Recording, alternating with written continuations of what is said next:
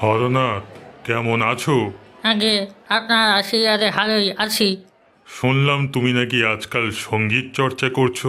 আগে হ্যাঁ, ঠিকই শুনেছেন। রাগ সঙ্গীত? আগে হ্যাঁ, রাগ সঙ্গীত। গান করো? আগে না। যন্ত্র সঙ্গীত? আগে হ্যাঁ। কি যন্ত্র? সেতার? আগে না। সরোদ? আগে না। তবে কি বাজাও? আগে গ্রামাফোন।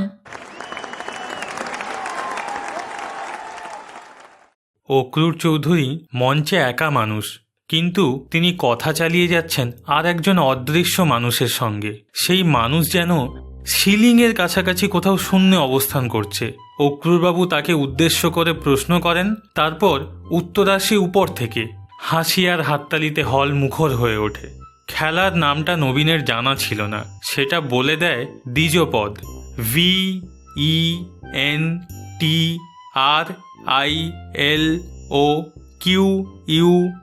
VENTRILOQUISM, ventriloquism.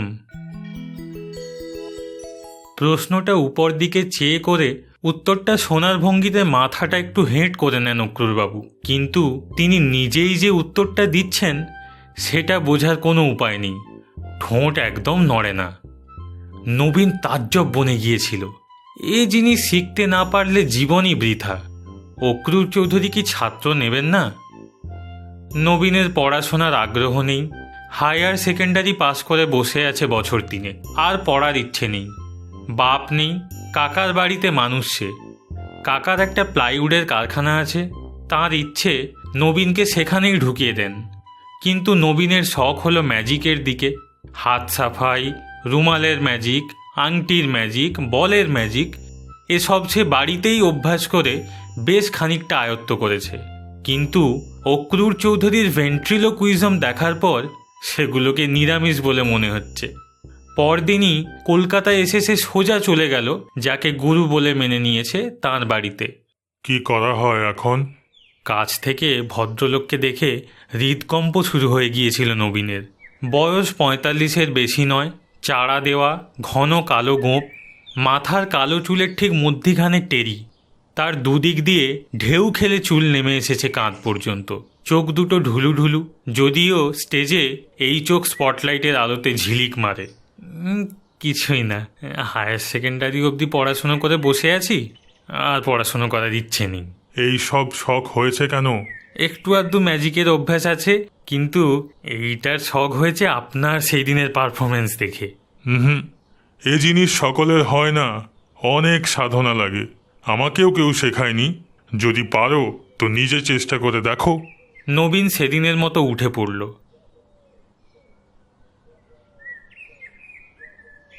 কিন্তু 7 দিন বাদে আবার হাজির হলো। ইতিমধ্যে সে খালি ভেন্ট্রিলোকুইজমের স্বপ্ন দেখেছে। এবার দরকার হলে সে অক্রুরবাবুর হাতে পায়ে ধরবে, কিন্তু এবার আরও বিপর্যয়। আমি যে শেখাবো না সেটা প্রথমবারেই তোমার বোঝা উচিত ছিল। সেটা বোঝনি, মানে তোমার ঘটে বুদ্ধি নেই। বুদ্ধি না থাকলে কোনো রকম ম্যাজিক চলে না। এ ম্যাজিক তো নয়।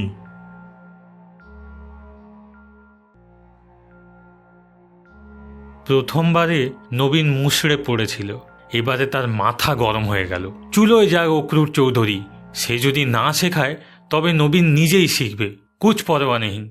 একটা বইয়ের দোকান থেকে ভেন্ট্রিলোকুইজম সম্বন্ধে একটা বই কিনে নিয়ে সে শুরু করে দিল তার সাধনা। নবীনের মধ্যে যে এতটা ধৈর্য আর অধ্যাবসায় ছিল সেটা সে নিজেই জানত না। দিন কতক পর নবীন ভেন্ট্রিলোকুইজম নিয়ে অনেক পড়াশোনা করার পর বুঝল যে ভেন্ট্রিলোকুইজম ব্যাপারটা তার মোটামুটি রপ্ত হয়েছে। কিন্তু এখানেই শেষ নয়। সেই অদৃশ্য উত্তরদাতার জগৎ আর আজকাল নেই। আজকাল ভেন্ট্রিলোকুইস্টের কোলে থাকে পুতুল। সেই পুতুলের পেছন দিয়ে হাত ঢুকিয়ে মাথা ঘোরায় এবং ঠোঁট নাড়ায় জাদুকর। মনে হয় জাদুকরের প্রশ্নের উত্তর বেরোচ্ছে এই পুতুলের মুখ দিয়েই। তার আশ্চর্য প্রোগ্রেসে খুশি হয়ে কাকাই এই পুতুল বানাবার খরচ দিয়ে দিলেন নবীনকে। পুতুলের চেহারা কেমন হবে এই নিয়ে দিন 15 ধরে গভীর চিন্তা করে হঠাৎ এক সময় নবীনের মাথায় এলো এক আশ্চর্য প্ল্যান। পুতুল দেখতে হবে অবিকল অক্রুর চৌধুরীর মতো, অর্থাৎ অক্রুর চৌধুরীকে হাতের পুতুল বানিয়ে সে তার অপমানের প্রতিশোধ নেবে। একটা হ্যান্ডবিলে অক্রুর চৌধুরীর একটা ছবি ছিল, সেটা সে আদিনাথ কারিগরকে দেখালো। এই রকম গোঁপ, এই টেরি, এই রকম ঢুলু ঢুলু চোখ আর ফোলা ফোলা গাল। এই পুতুল যখন মুখ নাড়বে আর ঘাড় ঘোরাবে আমার কোলে বসে, তখন কি রগড়টাই না হবে। আশা করি আমার শো দেখতে আসবেন অক্রুর চৌধুরী। নেতাজি ক্লাবের শশধর বোসের সঙ্গে নবীনের আলাপ ছিল। তাদের একটা ফাংশানে শশধরকে ধরে তার ভেন্ট্রিলোকুইজমের একটা আইটেম ঢুকিয়ে নিল নবীন। আর প্রথম অ্যাপিয়ারেন্সেই যাকে বলে হিট। পুতুলের একটি নামও দেয়া হয়েছে অবশ্য, ভূতনাথ, সংক্ষেপে ভূত। ভূতর সঙ্গে নবীনের সংলাপ লোকের কাছে খুবই উপভোগ্য হয়েছিল। ভূত হলো ইস্ট বেঙ্গলের সাপোর্টার আর নবীন মোহনবাগানের। বাগবিতণ্ডা এতই জমে উঠেছিল যে ভূত যে ক্রমাগত ইস্ট বেঙ্গল আর আহান বলে চলেছে সেটা কেউ লক্ষ্যই করেনি। এরপর থেকেই বিভিন্ন ফাংশানে টেলিভিশনে ডাক পড়তে লাগলো নবীনের। নবীন বুঝল যে ভবিষ্যৎ নিয়ে তার আর কোনো চিন্তা নেই, রুজি রোজগারের পথ সে পেয়ে গেছে। মাস তিনেক হলো নবীন উত্তরপাড়া ছেড়ে কলকাতায় মির্জাপুর স্ট্রিটে একটি ঘর ভাড়া নিয়ে রয়েছে। বাড়িওয়ালা সুরেশ মুৎসুদ্দি বেশ লোক, নবীনের খ্যাতির কথা জেনে তাকে সমীহ করে চলে। সম্প্রতি মহাজাতি সদনে একটা বড় ফাংশানে নবীন ও ভূত প্রচুর বাহবা পেয়েছে। সেদিনের আইটেমে নবীন আর ভূতর মধ্যে কথাবার্তা ছিল পাতাল রেল নিয়ে। যেমন, কলকাতায় পাতাল রেল হচ্ছে, জানো তো ভূত? কই না তো। সে কি, তুমি কলকাতার মানুষ হয়ে পাতাল রেলের কথা জানো না? হুম, তবে হাসপাতাল রেলের কথা শুনেছি অটে। হাসপাতাল রেল? তাই তো শুনি একটা বিরাট অপারেশন সারা শহরের গায়ে ছুরি চলছে। শহরের এখন তখন অবস্থা হাসপাতাল ছাড়া আর কি। আজ সন্ধে থেকেই আকাশে মেঘ করে চারিদিকটা কেমন গুমট করে আছে। নবীন তার ঘরে বসে নতুন সংলাপ লিখছিল লোডশেডিংকে কেন্দ্র করে। এমন সময় দরজায় টোকা পড়ল। আসতে পারি? নিশ্চয়ই। অক্রুর বাবুর দৃষ্টি ভূতর দিকে। সে অনড়ভাবে বসে আছে নবীনের টেবিলের এক কোণে। অক্রুর বাবু আগে গিয়ে ভূতর মুখটা বেশ মন দিয়ে দেখতে লাগলেন। নবীনের কিছু করার নেই, সে যে খানিকটা অস্বস্তি বোধ করছে সেটা বললে ভুল হবে না। তবে অক্রুর বাবুর হাতে অপমান হওয়ার কথাটা সে মোটেও ভোলেনি। তোমার হাতের পুতুল বানিয়ে দিলে আমাকে, হঠাৎ এমতি হলো কেন? কেন বানিয়েছি সেটা বোধহয় বুঝতে পারছেন। আমি অনেক আশা নিয়ে গিয়েছিলাম আপনার কাছে, সবটুকু ভেঙে দিয়েছিলেন আপনি। তবে এটুকু বলতে পারি, আপনার এই প্রতিমূর্তি কিন্তু আজ আমাকে প্রতিষ্ঠা এনে দিয়েছে। আমি খেয়ে পড়ে আছি এর জন্যই। তুমি জানো কি না জানি না, বারাসাতে সেদিন আমার একটা শো ছিল। স্টেজে নেমেই যদি চতুর্দিক থেকে ভূত ভূত বলে টিটকিরি শুনতে হয়, সেটা কি খুব সুখকর হয় বলে তুমি মনে করো? তোমার ভাত কাপড় আমি জোগাতে পারি, কিন্তু তোমার জন্য যে আমার ভাত কাপড়ের পথ বন্ধ হয়ে যাচ্ছে তার কি হবে? তুমি কি ভেবেছ আমি এটা এত সহজে মেনে নেব? অক্রুর বাবুর চোখ দুটো স্টেজে যেমন জলজল করে সেইভাবে জ্বলছে। টেবিলের উপর ঢলু ঢলু চোখ নিয়ে বসে আছে ভূতনাথ, অনড়, নির্বাক। তুমি জানো কি না জানি না, ভেন্ট্রিলোকুইজমেই কিন্তু আমার জাদুর দৌড় শেষ হয়ে যাচ্ছে না। আমি 18 বছর বয়স থেকে 38 বছর পর্যন্ত আমাদের দেশের একজন অজ্ঞাতনামা অথচ অসাধারণ ক্ষমতা সম্পন্ন জাদুকরের শিষ্যত্ব করেছি। কলকাতা শহরে নয়, হিমালয়ের পাদদেশে এক অত্যন্ত দুর্গম স্থানে। সে জাদু আপনি মঞ্চে দেখিয়েছেন কখনো? না, তা দেখাইনি, কারণ সেসব স্টেজে দেখানোর জিনিস নয়। রোজগারের পন্থা হিসেবে আমি সে জাদু ব্যবহার করব না, এ প্রতিশ্রুতি আমি দিয়েছিলাম আমার গুরুকে। সে কথা মাথায় রেখেছি। আপনি আমাকে কি বলতে চাইছেন ঠিক আমি বুঝতে পারলাম না। আমি শুধু সতর্ক করে দিতে এসেছি, তোমার মধ্যে সাধনার পরিচয় পেয়ে আমি খুশিই হয়েছি। ভেন্ট্রিলোকুইজম যেমন তোমাকে আমি শেখাইনি, তেমনি আমাকেও কেউ শেখায়নি। পেশাদারি জাদুকরেরা তাদের আসল বিদ্যা কাউকে শেখায় না, কোনো দিনই শেখায়নি। ম্যাজিকের রাস্তা জাদুকরদের নিজেদেরই করে নিতে হয়, যেমন তুমি করে নিয়েছো। কিন্তু তোমার পুতুলের আকৃতি নির্বাচনে তুমি যে ধৃষ্টতা দেখিয়েছো সেটা আমি বরদাস্ত করতে পারছি না। শুধু এইটুকুই বলতে এসেছিলাম তোমাকে। আমার চুল আর গোঁফ এতদিন কাঁচা ছিল, এই সবে পাকতে শুরু করেছে। তুমি দেখছি সেটা অনুমান করে আগে থেকেই কিছু পাকা চুল লাগিয়ে রেখেছ। যাক, আমি তাহলে আসি। নবীন ভূতনাথের সামনে এসে দাঁড়ালো। পাকা চুল, ঠিকই, দু একটা পাকা চুল ভূতনাথের মাথা এবং গোঁফে রয়েছে বটে। এটা নবীন এতদিন লক্ষ্য করেনি। সেটাও আশ্চর্য, কারণ ভূতকে কোলে নিলে সে নবীনের খুবই কাছে এসে পড়ে, আর সবসময় তার দিকে তাকিয়ে কথাবার্তা চলে। সাদা চুলগুলো আগেই চোখে পড়া উচিত ছিল। যাই হোক, নবীন আর এই নিয়ে ভাববে না। দেখার ভুল সব মানুষেরই হয়, মুখ চোখের দিকেই বেশি দৃষ্টি দিয়েছে নবীন। চুলটা তেমন ভালো করে দেখেনি, কিন্তু মন থেকে খটকা গেল না।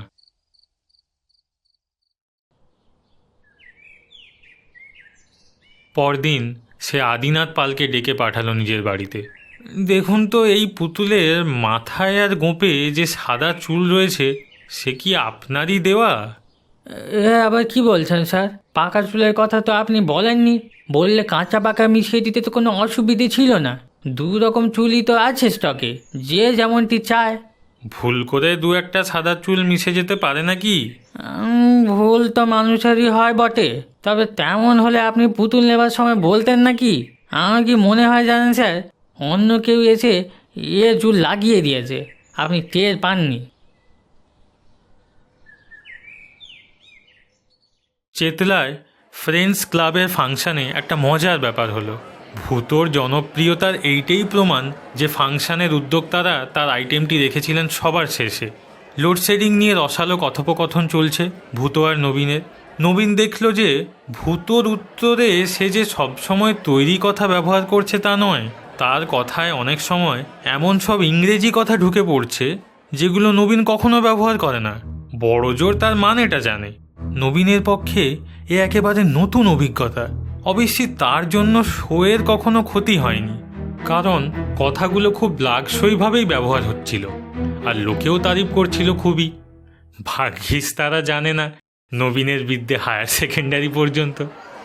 কিন্তু এই ইংরেজি কথার অপ্রত্যাশিত ব্যবহারটা নবীনের খুব একটা ভালো লাগলো না। তার সবসময় মনে হচ্ছিল অন্য একজন কেউ যেন অলক্ষ্যে তার উপর কর্তৃত্ব করছে। শোয়ের পর বাড়ি এসে নবীন ভূতোর মুখের কাছে নিজের মুখ নিয়ে গিয়ে চমকে উঠল। আরও খান দশেক পাকা চুল, আর চোখের তলায় কালি। এ কালি আগে ছিল না। তার ভারী অস্থির লাগছে। ম্যাজিকের পূজারী সে, কিন্তু এ ম্যাজিক বড়ই অস্বস্তিকর। যে ম্যাজিকে সে বিশ্বাস করে তা সবটাই মানুষের কারসাজি। যেটা অলৌকিক সেটা নবীনের কাছে ম্যাজিক নয়, সেটা অন্য কিছু, সেটা অশুভ।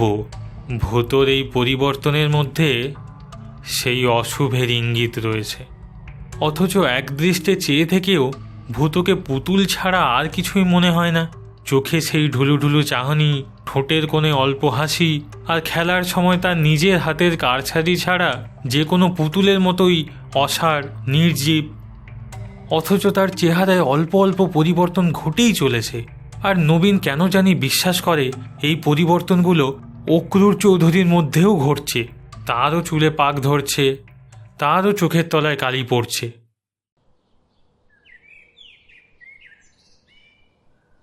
ভূতোর সঙ্গে মাঝে মাঝে কথা বলে টেকনিকটা ঝালিয়ে নেওয়ার অভ্যেস নবীনের প্রথম থেকেই। যেমন আজ দিনটা বেজায় গুমোট করেছে না রে ভূতো? এই যায় কুমট। তবে তোর সুবিধে আছে, ঘাম হয় না। কুতুলের আগা ঘাম। হা হা হা হা হা।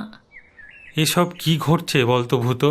কর্মফল, কর্মফল। কর্মফল?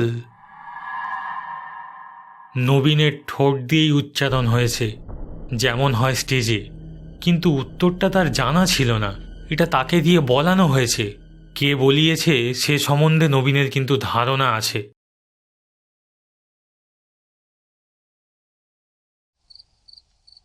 সে রাত্রে নবীন কিছুই খেল না।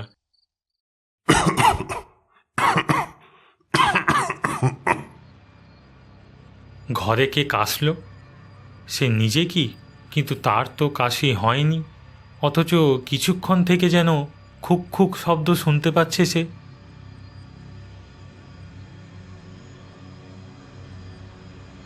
ভূতনাথ বসে আছে সেই জায়গাতেই, তবে তার দেহটা একটু সামনের দিকে ঝোঁকা, আর ডান হাতটা ভাঁজ হয়ে বুকের কাছে চলে এসেছে। দূরে কুকুর ডাকছে। পাশের বাড়িতে কারোর কাশি হয়েছে নিশ্চয়ই, আর জানালা দিয়ে হাওয়া এসে ভূতোর শরীরটাকে সামনে ঝুঁকিয়ে দিয়েছে। বিংশ শতাব্দীতে কলকাতা শহরে জনবহুল মির্জাপুর স্ট্রিটে তার এহেন অহেতুক ভয় অত্যন্ত বিসদৃশ্য। পরদিন ফিনলে রিক্রিয়েশন ক্লাবের বাৎসরিক ফাংশনে নবীন প্রথম ব্যর্থতার আস্বাদ পেল। সকালে বাড়ি থেকে বেরোনোর আগে নিজের গলার যত্ন নেবার জন্য যা করার সবই করেছে নবীন। স্টেজে ঢোকার আগে পর্যন্ত সে দেখেছে তার গলা ঠিক আছে। এমনকি ভূতকে প্রথম প্রশ্ন করার সময় সে দেখেছে গলা দিয়ে পরিষ্কার স্বর বেরোচ্ছে। কিন্তু সর্বনাশ হলো ভূতর উত্তরে।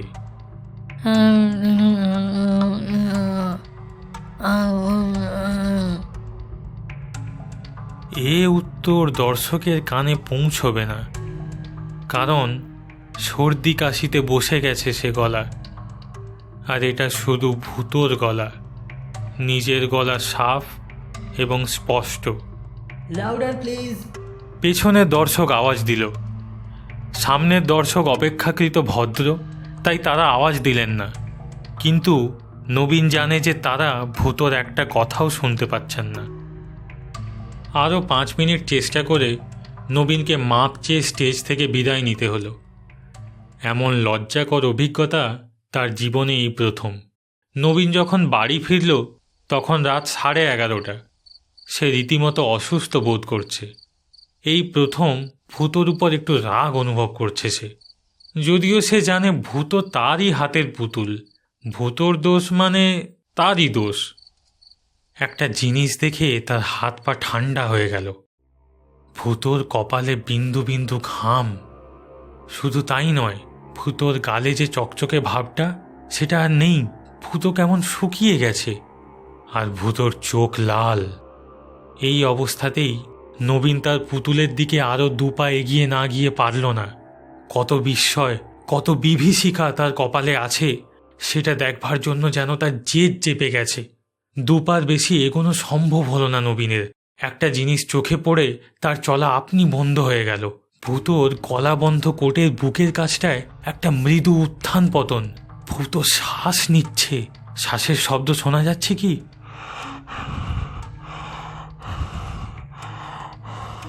হ্যাঁ, যাচ্ছে বই কি। ট্রাফিকবিহীন নিস্তব্ধ রাতে নবীনের ঘরে এখন একটির বদলে 2টি মানুষের শ্বাসের শব্দ। হয়তো চরম আতঙ্ক আর প্রচণ্ড বিস্ময় থেকেই নবীনের গলা দিয়ে একটা অস্ফুট শব্দ বেরিয়ে পড়ল, ভূত। ভূত নয়, আমি অক্রুর চৌধুরী। নবীন জানে যে সে নিজে এই কথাগুলো উচ্চারণ করেনি, কণ্ঠস্বর ওই পুতুলের। অক্রুর চৌধুরী কোনো এক আশ্চর্য জাদু বলে ওই পুতুলকে সরব করে তুলেছেন। নবীন চেয়েছিল অক্রুর চৌধুরীকে তার হাতের পুতুল বানাতে। এই জিনিস নবীন চায়নি। এই জ্যান্ত পুতুলের সঙ্গে এক ঘরে থাকা নবীনের পক্ষে অসম্ভব। সে এখনই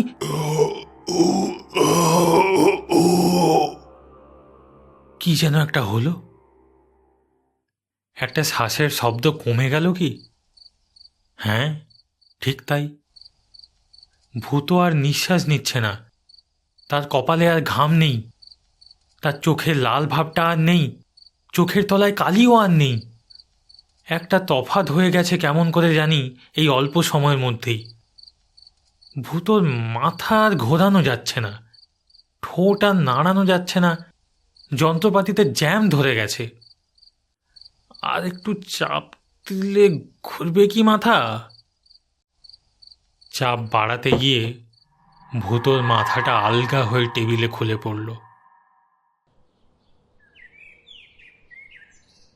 কি মশাই, আপনি তো আপনার পুতুলের খেলা দেখালেন না একদিন আমাকে?